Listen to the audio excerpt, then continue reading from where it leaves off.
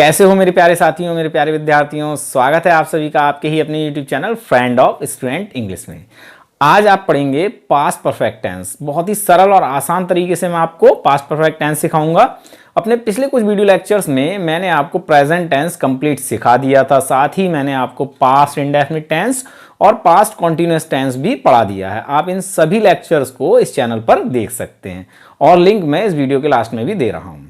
तो चलिए आज के इस लेक्चर को शुरू करते हैं। बस आपसे एक छोटी सी रिक्वेस्ट है, अगर आपको ये टेंस पास्ट परफेक्ट टेंस समझ में आ जाए तो इस वीडियो को एक लाइक जरूर करें और इस चैनल को सब्सक्राइब करके आप मुझे अपना प्यार और सपोर्ट जरूर दें। तो चलिए शुरू करते हैं। स्टूडेंट्स, सबसे पहले समझ लेते हैं आखिर पास्ट परफेक्ट टेंस क्या है, इसके अंतर्गत आने वाले वाक्य किस प्रकार के होते हैं। इस टेंस का प्रयोग उस काम या घटना के लिए किया जाता है जो भूतकाल में मतलब पास्ट टाइम में, बीते समय में हुए किसी दूसरे काम, घटना या निर्दिष्ट समय मतलब पॉइंट ऑफ टाइम से पहले समाप्त हुआ हो। कहने का यहां मतलब है कि पास्ट परफेक्ट टेंस क्या है। इस टेंस का प्रयोग हम उस काम के लिए करते हैं जो पास्ट टाइम में, बीते समय में हुए किसी दूसरे काम से पहले समाप्त हुआ हो या फिर किसी निर्दिष्ट समय से पहले समाप्त हुआ हो। यानी स्टूडेंट्स, अगर पास्ट टाइम में, बीते समय में, भूतकाल में दो काम हुए थे, दो काम समाप्त हुए थे, एक काम पहले समाप्त हुआ था और एक काम उसके बाद समाप्त हुआ था, तो ऐसी स्थिति में ही हम पास्ट परफेक्ट टेंस का प्रयोग करते हैं।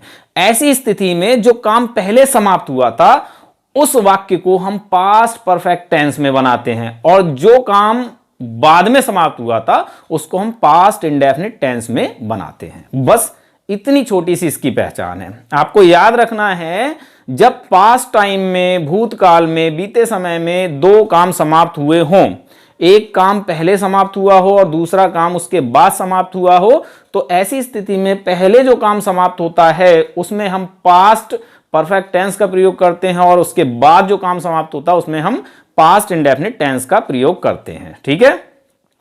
बाकी अगर हिंदी वाक्यों की पहचान देखें तो हिंदी वाक्यों के अंत में अक्सर चुका था, चुकी थी, चुके थे, लिया था, दिया था, किया था, ये शब्द दिए होते हैं। जैसे मैं पत्र लिख चुका था, तुम्हारे पिताजी बाजार से आ चुके थे, मेरी माताजी खाना बना चुकी थी, मैंने एक पत्र लिख लिया था, तुम्हारे भाई ने मैच जीत लिया था। इस तरह के वाक्य आपको पास्ट परफेक्ट टेंस के अंतर्गत देखने को मिलेंगे। उम्मीद करता हूं आपको पास्ट परफेक्ट टेंस क्या होता है ये अच्छी तरह समझ में आ गया होगा। ठीक है। यानी जब पास्ट टाइम में, बीते समय में दो काम हो, एक काम पहले समाप्त हो, दूसरा काम बाद में समाप्त हो, तो ऐसी स्थिति में ही हम पास्ट परफेक्ट टेंस का प्रयोग करते हैं। पहले समाप्त होने वाले वाक्यों को हम पास्ट परफेक्ट टेंस में बनाते हैं और बाद में समाप्त होने वाले वाक्यों को हम पास्ट इंडेफिनिट टेंस में बनाते हैं। ठीक है। तो यहां पर मैंने ये 5 सेंटेंसेस लिए हैं, इनके माध्यम से मैं आपको पास्ट परफेक्ट टेंस और अच्छी तरह से समझा देता हूं। तो देखिए, पहला वाक्य है हमारा, तुम्हारे आने से पहले मैं स्कूल जा चुका था। दूसरा वाक्य है, मेरे स्टेशन पहुंचने के बाद ट्रेन आई या आई थी। तीसरा वाक्य है, जब मैं घर पहुंचा तो मेरी माताजी खाना बना चुकी थी। चौथा है, 9 बजे तक सारी दुकानें बंद हो चुकी थी। और पांचवा है, वे बहुत पहले ही पहुंच चुके थे। तो स्टूडेंट्स, इस तरह के वाक्य आपको पास्ट परफेक्ट टेंस के अंतर्गत देखने को मिलेंगे। पहले वाक्य में देखिए, दो काम भूतकाल में, पास्ट टाइम में समाप्त हुए थे। एक काम हुआ था तुम्हारा आने का और दूसरा काम हुआ था मैं स्कूल जा चुका था। दो काम हुए हैं। मैं स्कूल जा चुका था, यह काम पहले समाप्त हुआ था और तुम्हारे आने का काम बाद में हुआ था। तो ऐसी स्थिति में मैं स्कूल जा चुका था, इस वाक्य को हम पास्ट परफेक्ट टेंस में बनाएंगे और तुम्हारे आने का जो काम है इसको हम पास्ट इंडेफिनिट टेंस में बनाएंगे। ठीक है। देखिए, तुम्हारे आने से पहले मैं स्कूल जा चुका था, यानी पहले काम हुआ है स्कूल जाने का, तो इस काम को हम पास्ट परफेक्ट टेंस में बनाएंगे और तुम्हारे आने का काम हुआ बाद में, तो इसे हम पास्ट इंडेफिनिट टेंस में बनाएंगे। ठीक है। यहां पर से पहले की इंग्लिश जो होती है स्टूडेंट्स, वो होती है B4, BEFORE, B4। ठीक है। दूसरा वाक्य देखिए, मेरे स्टेशन पहुंचने के बाद ट्रेन आई या आई थी।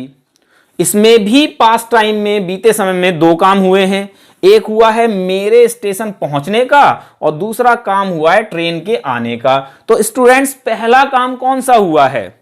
मेरे स्टेशन पहुंचने के बाद ट्रेन आई थी, यानी पहले काम हुआ है मेरे स्टेशन पहुंचने का और इसके बाद काम हुआ है ट्रेन के आने का। ठीक है, तो जो काम पहले हुआ यानी मेरे स्टेशन पहुंचने का काम पहले हुआ है, तो इस वाक्य को हम पास्ट परफेक्ट टेंस में बनाएंगे। और ट्रेन आने का काम बाद में हुआ है, इस वाक्य को हम पास्ट इंडेफिनिट टेंस में बनाएंगे। और यहां के बाद इसकी इंग्लिश आफ्टर लगाएंगे, AFTER। ठीक है, के बाद की इंग्लिश आफ्टर। ठीक है, तीसरा वाक्य है जब मैं घर पहुंचा तो मेरी माताजी खाना बना चुकी थी। इसमें भी दो काम हुए थे, एक काम हुआ था मेरे घर पहुंचने का और दूसरा काम हुआ था मेरी माताजी द्वारा खाना बनाने का। तो पहले काम कौन सा हुआ है? देखिए, जब मैं घर पहुंचा तो मेरी माताजी खाना बना चुकी थी, यानी खाना पहले ही बन चुका था। तो मेरी माताजी द्वारा खाना बनाने का काम पहले हुआ था, तो इस वाक्य को हम पास्ट परफेक्ट टेंस में बनाएंगे। और मेरे घर पहुंचने का काम बाद में हुआ था, तो इसको हम पास्ट इंडेफिनिट टेंस में बनाएंगे। और यहां जब की इंग्लिश क्या होती है? When, WHEN, when. ठीक है, उम्मीद करता हूं ये तीनों वाक्य आपको समझ में आए होंगे।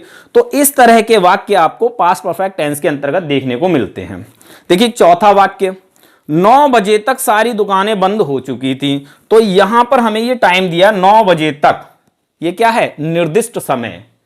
निर्दिष्ट समय, अगर कोई काम निर्दिष्ट समय से पहले पूरा हो जाता है तो उसको भी हम पास्ट परफेक्ट टेंस में बनाते हैं। 9 बजे तक, 9 बजने नहीं पाए थे तब तक क्या हुआ? सारी दुकानें बंद हो चुकी थी। 6 महीने पहले ही मैं दिल्ली जा चुका था। 7 दिन पहले ही मैं तुमसे मिल चुका था। तो ये क्या हो जाएगा? निर्दिष्ट समय, यानी पॉइंट ऑफ टाइम। अगर पॉइंट ऑफ टाइम से पहले कोई काम समाप्त हो जाता है तो उसको भी हम पास्ट परफेक्ट टेंस में ही बनाते हैं। लास्ट सेंटेंस है वे बहुत पहले ही पहुंच चुके थे। तो कभी कभी स्टूडेंट्स आपको सिंपल सेंटेंस देखने को मिलेगा, मतलब ऐसा वाक्य देखने को मिलेगा जिसमें केवल एक ही काम हुआ था। तो उस वाक्य से यह स्पष्ट हो जाएगा कि पास्ट टाइम में, भूतकाल में, बीते समय में दो काम हुए थे और ये काम पहले हुआ था, यानी वे बहुत पहले ही पहुंच चुके थे, इसके बाद भी कोई दूसरा काम जरूर हुआ था। ठीक है, तो इस प्रकार से हम पहचानेंगे कि पास्ट परफेक्ट टेंस क्या होते हैं। उम्मीद करता हूं ये सारी चीजें अच्छी तरह समझ में आ गई होंगी। इन वाक्यों को हम इंग्लिश में कैसे ट्रांसलेट करेंगे ये भी मैं बहुत ही आसान तरीके से आपको बताऊंगा। ठीक है, सबसे पहले हम ये समझ लेते हैं कि पास्ट परफेक्ट टेंस में क्या नियम होते हैं, हम पास्ट परफेक्ट टेंस के वाक्यों को किस तरह से बनाते हैं। तो यहां पर मैंने 1 2 3 4 स्ट्रक्चर लिखे हुए हैं। पहला स्ट्रक्चर हमारा अफर्मेटिव सेंटेंस के लिए। अफर्मेटिव सेंटेंस सकारात्मक वाक्य, ऐसे वाक्य जिसमें नहीं शब्द का प्रयोग नहीं किया जाता है, ना ही ये किसी प्रकार का प्रश्न होते हैं, यानी इनके अंत में ये क्वेश्चन मार्क भी नहीं होता है। तो ऐसे वाक्यों को हम क्या कहते हैं? Affirmative sentence. ठीक है, तो अफर्मेटिव सेंटेंस हम कैसे बनाएंगे? सबसे पहले सब्जेक्ट लगाएंगे। मैंने आपको पहले भी कई बार बताया था सब्जेक्ट क्या होता है। हिंदी में से हम कर्ता कहते हैं, और कर्ता क्या होता है? किसी काम को करने वाला। ठीक है, किसी काम को करने वाला। तो सबसे पहले हम सब्जेक्ट लगाएंगे, सब्जेक्ट के बाद हम हेड लगाएंगे, HAD, हेड। सब्जेक्ट हमारा चाहे एक वचन हो चाहे बहुवचन हो, यानी काम करने वाला चाहे एक हो चाहे एक से अधिक हो, चाहे फर्स्ट पर्सन हो चाहे सेकंड पर्सन हो चाहे थर्ड पर्सन हो, यानी चाहे आई हो, वी हो, यू हो, दे हो, ही हो, शी हो, इट हो, कुछ भी हो, सभी के साथ हमें क्या लगाना है? हेड। ठीक है, और हेड के बाद हमें मेन वर्ब की थर्ड फॉर्म का प्रयोग करना है। मेन वर्ब क्या होती है ये भी मैंने आपको कई बार बताया था। मेन वर्ब को हिंदी में हम कहते हैं मुख्य क्रिया, और मुख्य क्रिया क्या होती है? इस कर्ता के द्वारा जो काम किया जाता है उसे ही हम मेन वर्ब कहते हैं। यहां पर हेड हमारी हेल्पिंग वर्ब है और इस कर्ता द्वारा जो काम किया जाएगा वो हमारी मेन वर्ब होगी। ठीक है, समझ में आ गई बात? तो परफेक्ट टेंसेस जो होते हैं उनमें हम मेन वर्ब की थर्ड फॉर्म का ही प्रयोग करते हैं, चाहे हमारा वाक्य अफर्मेटिव हो, नेगेटिव हो या इंटरोगेटिव हो, कुछ भी हो, मेन वर्ब की थर्ड फॉर्म ही प्रयोग होती है। ठीक है, और इसके बाद हम अदर वर्ड्स को लगाएंगे, यानी ऑब्जेक्ट वगैरह को लगाएंगे। उम्मीद करता हूं यह स्ट्रक्चर आपको समझ में आ गया होगा। एक वाक्य के द्वारा भी मैं आपको समझा देता हूं। मैं पत्र लिख चुका था, यह हमारा अफर्मेटिव सेंटेंस है। इसको हम इंग्लिश में कैसे बनाएंगे, मैं पत्र लिख चुका था। तो काम करने वाला कौन है, मैं, तो सबसे पहले लगाएंगे आई, ठीक है। इसके बाद हमें क्या लगाना है, हैड, आई हैड। फिर मेरे द्वारा काम क्या किया गया, लिखने का, तो लिखने की थर्ड फॉर्म लगाएंगे रिटन, यानी मेन वर्ब की थर्ड फॉर्म हो गई। आई हैड रिटन, बचा हमारा क्या, एक पत्र यानी अ लेटर यानी ऑब्जेक्ट, ठीक है। I had written a letter. दूसरा स्ट्रक्चर है हमारा नेगेटिव सेंटेंस के लिए, यानी नकारात्मक वाक्य के लिए। ऐसा वाक्य जिसमें नहीं शब्द का प्रयोग किया जाता, उसे हम कहते हैं नेगेटिव सेंटेंस या नकारात्मक वाक्य। तो नकारात्मक वाक्य में हमें क्या करना है, सब्जेक्ट लगाना है पहले, सब्जेक्ट के बाद हैड लगाना है, सब्जेक्ट कुछ भी हो हैड ही लगाना है हमें, हैड के बाद हमें नॉट लगा देना, और नॉट के बाद मेन वर्ब की थर्ड फॉर्म, फिर ऑब्जेक्ट, ठीक है। जैसे मैं पत्र नहीं लिख चुका था, I had not written a letter, ठीक है। तीसरा स्ट्रक्चर है इंटेरोगेटिव सेंटेंस का, प्रश्नवाचक वाक्य का। ऐसा वाक्य जो क्या से शुरू होता है, ऐसा प्रश्न जिसका उत्तर आप केवल हां या ना में ही दे सकते हैं, ठीक है।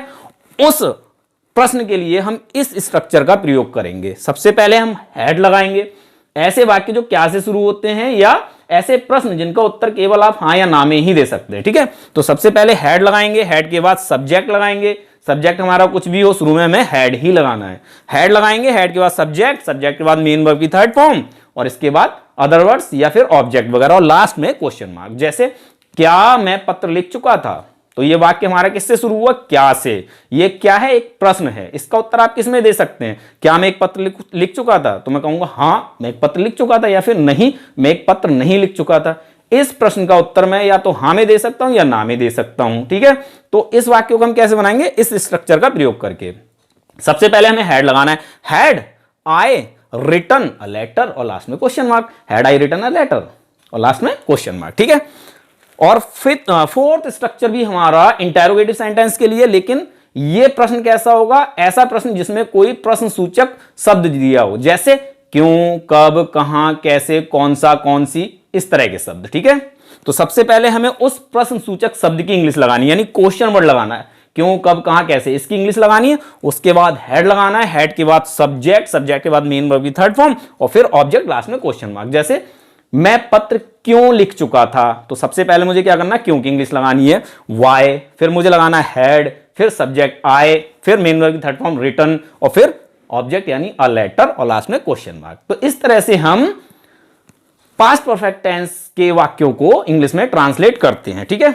अब मैं आपको इस तरह के वाक्य कैसे ट्रांसलेट करते हैं ये सिखा देता हूं बहुत ही आसान तरीके से। तो मैं इसको रफ कर देता हूं, आप इसको लिख लीजिए, फिर हम इन वाक्यों को बनाना सीखेंगे। स्टूडेंट्स, अब हम इस प्रकार के वाक्यों को बनाना सीख लेते हैं जिसमें दो काम दिए हों, ठीक है। तो बहुत ही आसान तरीका है इनको बनाने का। तुम्हारे आने से पहले मैं स्कूल जा चुका था, तो जो काम पहले हुआ था उसको हम पास्ट परफेक्ट टेंस में बनाएंगे, और जो काम बाद में हुआ था उसे पास्ट इंडेफिनिट टेंस में बनाएंगे। तो इसमें पहले काम हुआ था, मैं स्कूल जा चुका था, इसको हमें, इस वाक्य को हमें पास्ट परफेक्ट टेंस में बनाना है, ठीक है। और तुम्हारे आने का काम बाद में हुआ था, तो इसको हमें पास्ट इंडेफिनिट टेंस में बनाना है। अब बात आती है कि इंग्लिश में हम पहले कौन सा वाक्य लिखेंगे, मैं स्कूल जा चुका था या तुम्हारे आने वाला। तो स्टूडेंट्स, आपको ऐसी स्थिति में याद रखना है, से पहले के बाद, इन शब्दों के बाद जो वाक्य आता है उसको हम इंग्लिश में पहले बनाते हैं, ठीक है। बहुत आसान हो गया। तो सबसे पहले हम क्या बनाएंगे, मैं स्कूल जा चुका था, तो आप ये देख सकते हैं पास्ट परफेक्ट टेंस में बनाना है, इसमें काम करने वाला मैं है यानी आई, ठीक है। और फिर हमें क्या लगाना है, हैड, कोई भी सब्जेक्ट हो सबके साथ हैड लगाना, आई हैड, ठीक है। फिर हमें क्या लगाना है, मेन वर्ब की थर्ड फॉर्म, मेन वर्ब है इसमें जाना, जाने की थर्ड फॉर्म होती गॉन, आई हैड गॉन, कहां, school, to school, I had gone to school.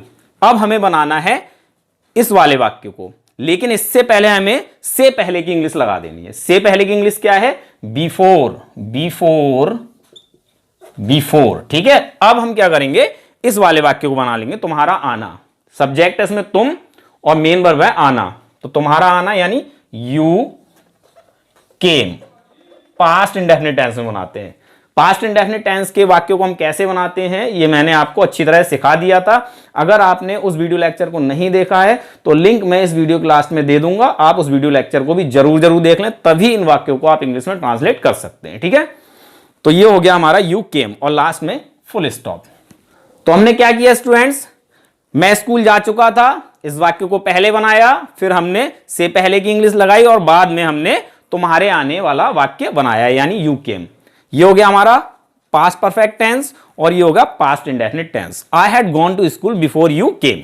ठीक है, चलिए दूसरा वाक्य आप बनाइए। तो बताइए सबसे पहले आप कौन सा वाक्य बनाएंगे। मेरे स्टेशन पहुंचने के बाद ट्रेन आई या आई थी। तो आप कहेंगे सर ट्रेन आई थी या ट्रेन आई, ये वाला वाक्य हम पहले बनाएंगे। ठीक है, तो चलिए ठीक बात है, ये इसी वाक्य को हम पहले बनाएंगे, लेकिन इस वाक्य को हम किस में बनाएंगे, पास्ट परफेक्ट टेंस में या पास्ट इंडेफिनिट टेंस में।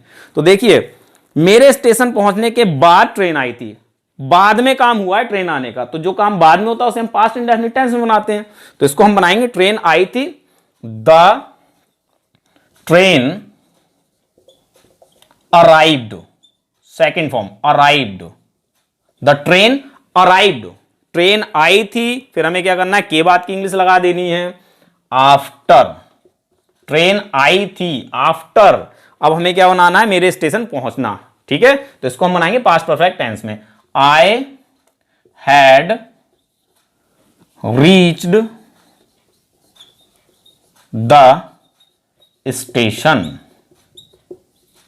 और लास्ट में full stop. The train arrived after I had reach the station. उम्मीद करता हूं दोनों ही वाक्य आपको समझ में आ गए होंगे। एक बार और समझ लीजिए, से पहले के बाद जो वाक्य दिया होता है उसको हम इंग्लिश में पहले बनाते हैं। ठीक है, और उसके बाद हम दूसरे वाले वाक्य को बनाते हैं। जो काम पहले समाप्त होता है उसको हम पास्ट परफेक्ट टेंस में बनाते हैं और जो काम बाद में समाप्त होता है उसे हम पास्ट इंडेफिनिट टेंस में बनाते हैं। ठीक है, समझ में आ गया? ओके। जब मैं घर पहुंचा तो मेरी माताजी खाना बना चुकी थी।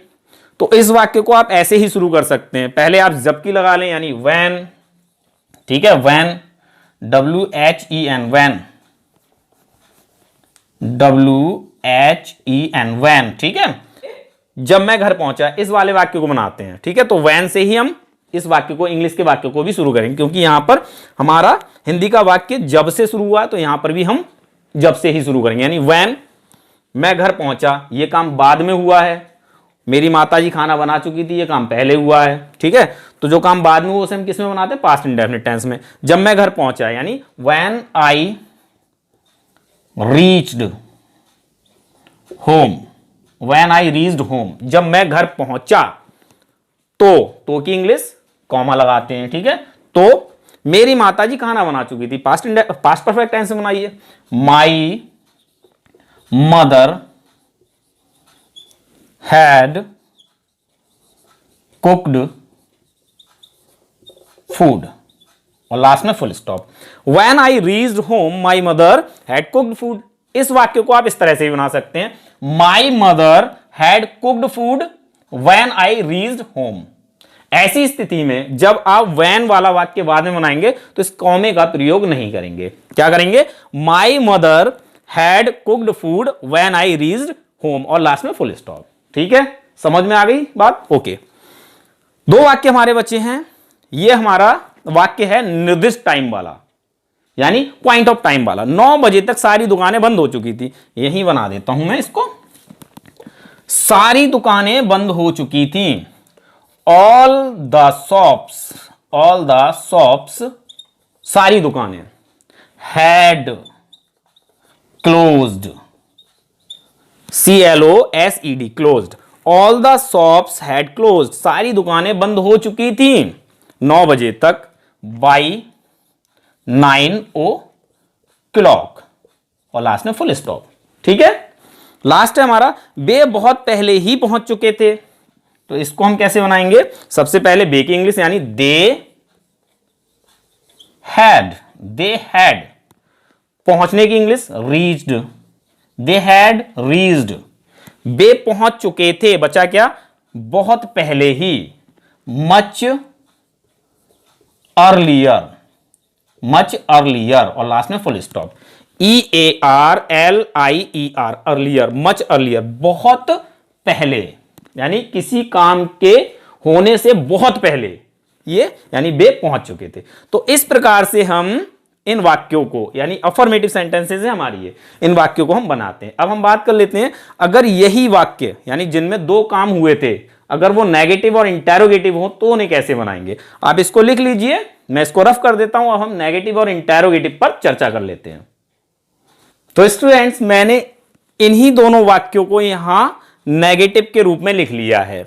तुम्हारे आने से पहले मैं स्कूल नहीं जा चुका था, मेरे स्टेशन पहुंचने के बाद ट्रेन नहीं आई थी। तो इन वाक्यों को हम कैसे बनाएंगे? देखिए, जिसमें नहीं, जिस वाक्य में नहीं शब्द का प्रयोग किया गया है उसी में हम नॉट का प्रयोग करेंगे। यहां पर मैं स्कूल नहीं जा चुका था, नहीं का प्रयोग किया गया है, और यहां पर ट्रेन नहीं आई थी, ठीक है, तो यहां पर हम नॉट का प्रयोग करेंगे। तो जैसा कि आप जानते हैं, पहले हमें जो पहला काम हुआ उसको पास्ट परफेक्ट टेंस में बनाना है, और जो काम बाद में हुआ है उसे पास्ट इंडेफिनिट टेंस में बनाना है। तो हम इंग्लिश में कौन सा वाक्य पहले बनाएंगे? से पहले के बाद जो वाक्य आया है, मैं स्कूल नहीं जा चुका था, तो इसे हमें नेगेटिव में बनाना है। I had not gone to school, ठीक है। फिर हमारा बच्चा से पहले यानी बिफोर, और इस वाले वाक्य में, इस वाले वाक्य को हम किस में बनाएंगे? पास्ट इंडेफिनिट टेंस में, before you came, second form, और लास्ट में full stop. I had not gone to school before you came, ठीक है। इस वाले वाक्य को बनाइए। तो पहले वाक्य आप कौन सा बनाएंगे? के बाद वाला, ठीक है। इसमें पहले काम हुआ है मेरे स्टेशन पहुंचना, और बाद में काम हुआ है ट्रेन का आना, ठीक है। तो हम पहले इस वाले वाक्य को बनाएंगे, यानी इसको हम बनाएंगे पास्ट इंडेफिनिट टेंस में, इसको बनाएंगे पास्ट परफेक्ट टेंस में। तो चलिए इसको बना लेते हैं। ट्रेन नहीं आई थी, the train did not. Past indefinite tense के नेगेटिव सेंटेंसेस कैसे बनाते हैं? डिड नॉट का प्रयोग करके, डिड नॉट और मेन वर्ब की फर्स्ट फॉर्म, ठीक है। The train did not arrive, ARRIVE, arrive. The train did not arrive के बाद की लगा दीजिए आफ्टर। फिर इस वाले वाक्य को बना लेते हैं, आई हैड रीच्ड द स्टेशन, और लास्ट में full stop. The train did not arrive after I had reach the station. तो आपने क्या देखा? जिस वाक्य में नहीं शब्द का प्रयोग किया गया उसी को हम नेगेटिव बनाते हैं, ठीक है। दूसरे वाले वाक्य को हम नेगेटिव नहीं बनाते। उम्मीद करता हूं ये बात भी आपको समझ में आ गई होगी। अब हम इंटेरोगेटिव सेंटेंस देख लेते हैं। अगर ये वाक्य हमारे इंटेरोगेटिव है, यानी एक प्रश्न के रूप में है, तो उन्हें हम कैसे ट्रांसलेट करेंगे। आप इसको भी लिख लीजिए, स्क्रीनशॉट ले लीजिए। मैं अब इंटेरोगेटिव सेंटेंस आपको समझा देता हूं। तो स्टूडेंट्स, मैंने यहां पर ये दो इंटेरोगेटिव सेंटेंसेस ले लिए हैं जो क्या से शुरू हो रहे हैं, ठीक है। सेंटेंसेस मैंने वही रखे हैं, सेम रखे हैं जो पहले थे, बस मैंने इनको इंटेरोगेटिव बना दिया ताकि आपको कोई कंफ्यूजन ना हो, आप इन सेम सेंटेंसेस से चीजों को और अच्छी तरह समझ सकें। क्या तुम्हारे आने से पहले मैं स्कूल जा चुका था, इसको हम कैसे बनाएंगे? तो जैसा कि आप जानते हैं, पहले हम वाक्य कौन सा बनाएंगे? से पहले के बाद जो वाक्य आया उसको बनाएंगे। तो इसका मतलब हो गया ये क्या शब्द इस वाले वाक्य के साथ जुड़ा है, क्या मैं स्कूल जा चुका था, ठीक है। तो इसको हम पास्ट परफेक्ट टेंस में बनाएंगे। तो पास्ट परफेक्ट टेंस में वाक्य हम कैसे बनाते हैं जो क्या शुरू होते हैं? हैड से। Had I gone to school, क्या मैं स्कूल जा चुका था। अब हमें से पहले की इंग्लिश लगा देनी है, बिफोर। फिर हमें क्या लगाना? तुम्हारा आना, यानी you came, past indefinite tense, और लास्ट में क्वेश्चन मार्क। सिंपल है। Had I gone to school before you came, इस वाले वाक्य को आप बनाइए। क्या मेरे स्टेशन पहुंचने के बाद ट्रेन आई थी, तो ये क्या शब्द किसके साथ लगा हुआ है? ट्रेन आई थी के साथ। क्या ट्रेन आई थी, तो इस वाले वाक्य को आप किस में बनाएंगे? पास्ट इंडेफिनिट टेंस में, क्योंकि ये काम बाद में हो रहा है। तो डिड, यानी पास्ट इंडेफिनिट टेंस का वाक्य अगर क्या से शुरू होता है तो इंग्लिश में हम उसे किससे शुरू करते हैं? डिड से। डिड द ट्रेन अराइव, यानी वर्ब की, मेन वर्ब की first form. Did the train arrive, फिर हमें लगाना है के बाद की इंग्लिश, यानी आफ्टर, और फिर मेरे स्टेशन पहुंचना, यानी past perfect tense. After I had reached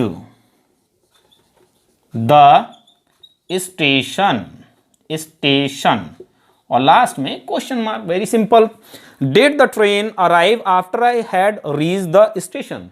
तो इस प्रकार से हम इंटरोगेटिव सेंटेंसेस बनाते हैं। अब मान लो अगर इसमें कोई क्वेश्चन वर्ड दिया होता, जैसे यहां से मैं क्या हटा दूं और इसमें क्वेश्चन वर्ड लगा देता हूं कोई सा, तुम्हारे आने से पहले मैं स्कूल क्यों जा चुका था। अगर इस तरह का कोई वाक्य है तो हम क्या करेंगे, सबसे पहले इस क्यों की इंग्लिश लगाएंगे। तो यहां पर मैं इसी वाक्य में क्यों की इंग्लिश लगा देता हूं पहले, वाई, ठीक है। फिर हमें क्या लगाना होता है, हैड। तो यहां हैड का एच छोटा कर देता हूं, बाकी सेम रहेगा। Why had I gone to school before you came. इसी प्रकार से यहां करना है हमें। अगर मान लो यहां से भी मैं क्या हटा दूं और इसमें कोई क्वेश्चन वर्ड डाल दूं, मेरे स्टेशन पहुंचने के बाद ट्रेन कब आई थी, तो सबसे पहले मुझे इस कब की इंग्लिश लगा देनी है, तो वैन लगा दूंगा मैं, वैन, ठीक है।